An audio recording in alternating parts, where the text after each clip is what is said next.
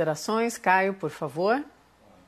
Bom, muito generosamente, eu vou dar o benefício da dúvida ao Datafolha e considerar que os números que ensejam aí a nossa discussão de hoje são fidedignos e refletem a realidade dos fatos.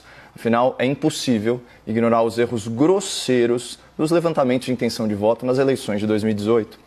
E também é importante pontuar que os dois maiores institutos de pesquisa do país são ligados a grupos de comunicação que fazem oposição sistemática à presidência da República, beirando aí a tentativa cada vez mais mal sucedida de assassinato de reputação. Portanto, dado esse contexto, é plausível cogitar que os números sejam ainda mais favoráveis ao governo federal do que mostra essa pesquisa.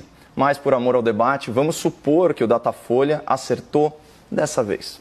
E eu vou pegar carona na matéria da Folha de São Paulo, que anunciou em primeira mão os resultados da pesquisa. Então, aspas para o título da matéria. A aprovação a Bolsonaro sobe e é a melhor desde o início do mandato, diz Datafolha. Aqui nós vamos parabenizar o Grupo Folha por criar uma manchete condizente com os fatos. De fato, 37% dos brasileiros consideram o governo ótimo ou bom. Eu, pessoalmente, me encaixo no segundo segmento, que reputa o governo como regular. Nós somos 27%. Esses dois extratos somam 64% dos entrevistados. Assim, considerando a margem de erro, que é de 2 pontos percentuais, a gente pode inferir que 2/3 da população vem com bons olhos o governo. Ou pelo menos não vem com maus olhos. E essa afirmação é corroborada pela queda expressiva na rejeição do governo, que chegou a marcar 44 pontos e agora retraiu para 34%, o outro terço da população. Essa é a realidade estatística proposta pelo Datafolha. Mas para cada fato, há as narrativas correspondentes. E a julgar pelo estado do jornalismo nacional, fatos e narrativas eles costumam vir condensadas para o grande público na mesma notícia. E aqui não podia ser diferente. Vejam um subtítulo da matéria da Folha, a qual eu já me referi. Aspas. Rejeição de presidente cai 10 pontos desde junho, quando prisão de Queiroz o fez submergir enquanto auxílio emergencial era pago.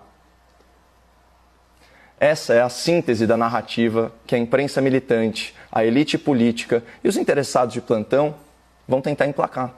Então prepare-se, espectador, para os seguintes tópicos que serão martelados na sua cabeça ad nauseam, à exaustão. Primeiro ponto, a rejeição ao presidente diminuiu porque o Bolsonaro parou de dar declarações polêmicas, já que ele está acuado pelo caso Queiroz.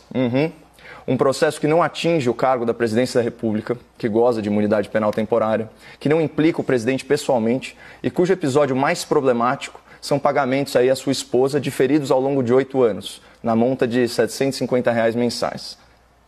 Num país castigado por mensalão, por petrolão e agora pelo covidão, será que o caso Queiroz é um cala-boca político? Fora que, para o jornalismo de torcida, o advento de um ministro das comunicações, a inevitável melhora nas relações institucionais e até mesmo o amadurecimento pessoal do presidente estão descartados como explicações possíveis para a moderação de tom.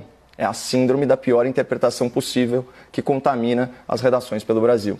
Fora a ingenuidade de achar que a popularidade presidencial pode sair arranhada num conflito verborrágico com as elites da imprensa, do Congresso e do STF, instituições que, segundo o próprio Datafolha, gozam de muito menos prestígio popular que as Forças Armadas e a Presidência da República. Mas vamos tratar do segundo tópico da narrativa, que é o seguinte: a popularidade do presidente se deve ao auxílio emergencial. Aquele benefício pago temporariamente a 60 milhões de brasileiros, que é considerado o maior programa de transferência de renda da história e que bancarizou dezenas de milhões de cidadãos antes excluídos da vida financeira nacional. Vamos analisar a situação. A gente está no auge de uma crise econômica e de saúde pública. Mais de 100 mil mortes atribuídas à Covid-19. Índices recorde de desemprego e projeção de uma queda sem precedentes no PIB. Numa situação tão adversa, que gera uma insatisfação natural da população, alguém de boa fé pode atribuir a boa avaliação do governo a uma medida assistencial? Isso é de um elitismo que chega a ser embaraçoso. Porque o que está por trás dessa narrativa é dizer que a aprovação popular em massa está à venda e que o pobre brasileiro só vota com a mão no estômago. Além de ser reducionista, essa explicação ela não faz o menor sentido, porque o Bolsa Família, por exemplo, nunca foi interrompido e ainda assim o lulopetismo não conseguiu se perpetuar no poder. Ou seja, tem muito mais coisa Há muito mais entre o céu e a terra, doutor Bruno, orientando a formação da convicção política da população brasileira, incluindo o povo mais vulnerável. Mas tem gente que ignora o quanto pode, que esse é o primeiro governo federal das últimas décadas sem um escândalo de corrupção, e a gente já está avançando aí no 4º semestre de gestão. Um governo que paulatinamente entrega obras de muito impacto social e de infraestrutura nos rincões do Brasil. Um governo de um presidente que, para o bem e para o mal, se comporta da mesmíssima forma desde a eleição, qualquer que seja a situação.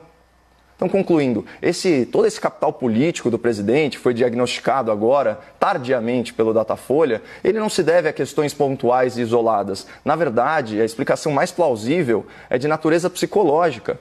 O presidente está colhendo os frutos da vitimização. O que a população percebe é que o presidente tem sido, ao longo de meses a fio, vilanizado, tem sido atacado por uma imprensa cada vez menos imparcial e por uma elite política ambiciosa e hipócrita que conseguiu a proeza de transformar um dos homens mais poderosos no Brasil numa vítima injustiçada. Cadê o malvadão que ia acabar com o Bolsa Família, esquecer o Nordeste e abandonar os mais pobres? Cadê o autoritarismo, o fascismo e a perseguição às minorias? Cadê o miliciano corrupto? O tempo passa e essas acusações permanecem sem provas. E os fatos têm desmentido as narrativas. Gradualmente, a população vai detectar esse padrão. Portanto, respondendo à pergunta do debate, Bolsonaro acertou o rumo do governo? Eu, pessoalmente, não sei. Ainda é muito cedo para falar isso. Mas a oposição está fazendo um excelente trabalho por ele